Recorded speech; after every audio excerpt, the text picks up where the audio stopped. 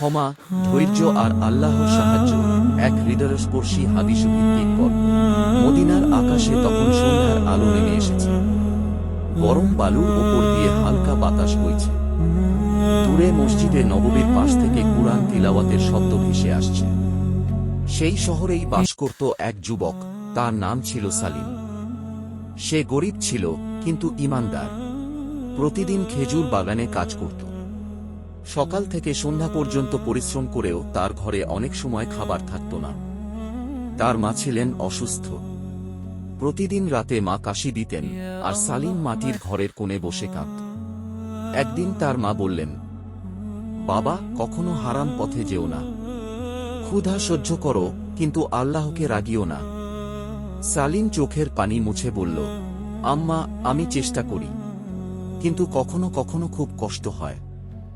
মা ধীরে বললেন, রাসূল বলেছেন, যে ব্যক্তি ধৈর্য ধরে, আল্লাহ তাকে ধৈর্য দান করেন। সেদিন রাতেই সালিম ঠিক করল, যাই হোক, সে সৎ পথ ছাড়বে না।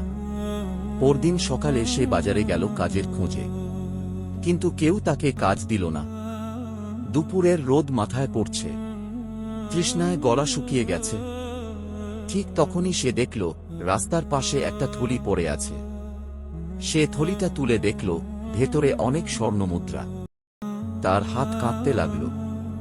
সে ভাবল, এটা দিয়ে তো আম্মার চিকিৎসা হবে, খাবার কিনতে পারব, নতুন কাপড়ও হবে। কিন্তু হঠাৎ তার মনে পড়ল রাসূলের হাদিস, যে ব্যক্তি আমাদের সাথে প্রতারণা করে, সে আমাদের দলভুক্ত নয়। সালিম কেঁপে উঠল। সে চারদিকে তাকিয়ে মালিককে খুঁজতে লাগল। অনেকক্ষণ পর এক বৃদ্ধ লোক দৌড়াতে দৌড়াতে এলেন। তার চোখে আতঙ্ক। আমার থলি, কেউ কি দেখেছেন? সালিম থলিটা এগিয়ে দিল। বৃদ্ধ অবাক হয়ে বললেন, তুমি এটা নিয়ে পালাওনি? সালিম মাথা নিচু করে বলল, আল্লাহ সব দেখেন। বৃদ্ধের চোখ ভিজে গেল। তিনি বললেন, আমি একজন ব্যবসায়ী, অনেক মানুষ দেখেছি, কিন্তু তোমার মতো আমানতদার কম দেখেছি। তিনি সালিমকে কিছু স্বর্ণমুদ্রা দিতে চাইলেন, কিন্তু সালিম নিতে চাইল না। বৃদ্ধ বললেন, এটা দান নয়, এটা তোমার সততার পুরস্কার। সালিম কয়েনগুলো নিয়ে ঘরে ফিরল। সেদিন অনেকদিন পর তার মা পেট ভরে খেতে পারলেন। রাতে তার মা আকাশের দিকে তাকিয়ে বললেন, দেখেছ বাবা, আল্লাহ কখনো সৎ মানুষকে ছেড়ে দেন না।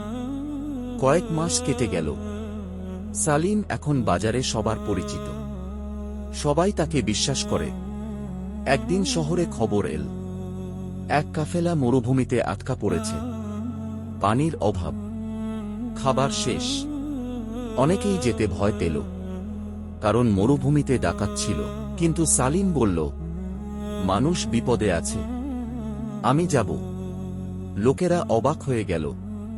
তার মা বললেন, আল্লাহ তোমার সহায় হন। সালিম কয়েকজনকে নিয়ে মরুভূমির পথে বের হল। চারদিকে শুধু বালি আর গরম বাতাস। রাত নামতেই তারা দূরে আগুনের আলো দেখল। একজন বলল, ডাকাত। সবাই ভয় পেয়ে গেল। হঠাৎ কয়েকজন মুখোশ পরা লোক এসে তাদের ঘিরে ফেলল। যা আছে বের করো। একজন সালিমের গলায় ছুরি ধরল, কিন্তু সালিম শান্ত ছিল। সে বলল, আমরা অসহায় মানুষদের সাহায্য করতে যাচ্ছি। ডাকাতদের নেতা হেসে বলল, এই মরুভূমিতে দয়া বলে কিছু নেই। সালিম ধীরে বলল, আল্লাহর ভয়ও নেই। এই কথা শুনে নেতা থেমে গেল। অনেকক্ষণ চুপ থাকার পর সে বলল, তুমি আল্লাহকে এত ভয় পাও? সালিম বলল, মানুষকে না দেখলেও আল্লাহ তো দেখেন। ডাকাত নেতা কাঁপতে লাগল। তার চোখে পানি চলে এলো। সে বলল, আমি ছোটবেলায় কুরআন পড়তাম, কিন্তু দুনিয়ার লোভ আমাকে বদলে দিয়েছে। সেই রাতেই অবিশ্বাস্য ঘটনা ঘটল। ডাকাতরা তাদের ছেড়ে দিল, বরং পথ দেখিয়ে কাফেলার কাছে পৌঁছে দিল। কাফেলার মানুষগুলো প্রায় মৃত্যুর মুখে ছিল। সালিম তাদের পানি দিল, খাবার দিল। এক বৃদ্ধ কাঁদতে কাঁদতে বললেন, আজ আল্লাহ তোমাদের মাধ্যমে আমাদের বাঁচিয়েছেন। ফিরে এসে পুরো মদিনায় সালিমের কথা ছড়িয়ে পড়ল। কিন্তু সে অহংকার করল না। এক রাতে সে মসজিদে বসেছিল। এক সাহাবী তাকে জিজ্ঞেস করলেন, তুমি এত ধৈর্য পাও কোথা থেকে? সালিম চুপচাপ বলল, আমি যখন কষ্টে থাকি তখন রাসূলের এই হাদিস মনে করি, মুমিনের ব্যাপারই আশ্চর্য। সুখ পেলে সে শুকরিয়া আদায় করে, আর দুঃখ পেলে ধৈর্য ধরে। উভয়টাই তার জন্য কল্যাণকর। তার চোখ ভিজে উঠল। সে বলল, আমার জীবন বদলেছে ধৈর্য আর আল্লাহর ভরসায়। বছর কেটে গেল। একদিন তার মা মৃত্যুশয্যায় শুয়েছিলেন। তিনি দুর্বল কণ্ঠে বললেন, বাবা, আমি তোমার জন্য চিন্তা করি না, কারণ তুমি আল্লাহকে বেছে নিয়েছ। সালিম কাঁদতে লাগল। মা শেষবার বললেন, নামাজ ছেড়ো না, মানুষের হক নষ্ট করো না। এরপর ধীরে ধীরে তার চোখ বন্ধ হয়ে গেল।